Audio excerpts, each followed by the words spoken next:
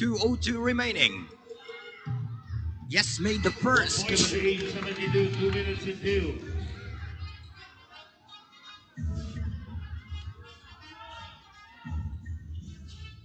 Down remaining. Shot clock.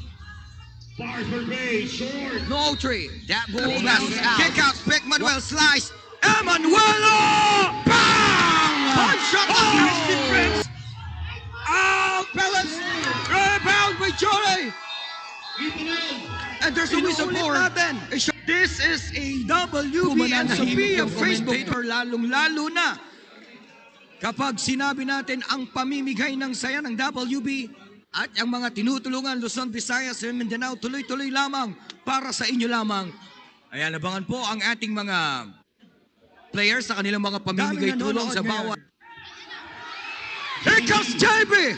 Tijore! Napoles na kawala! Tabla na! Sa wala! Tabla na! Yung lamang, upaw na! 78 hand clock! 1 kick! 10 seconds! Shot clock! Nice defense! 5. Ray Suerte. 4 seconds on the shot clock! Yes! The shot clock flops! That's a shot clock violation! 30 seconds! 24 Hey! seconds shot clock violation. Now it's a chance of the top. Sa unang pagkakataon, pwede na nating matikman ang kalamangan. 25 seconds. JC calling the play. Shot clock for D. 20 seconds. JC isolation.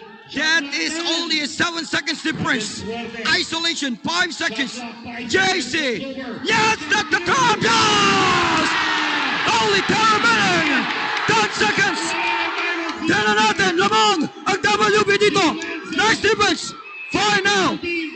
Germanso, missed the shot. Rebound.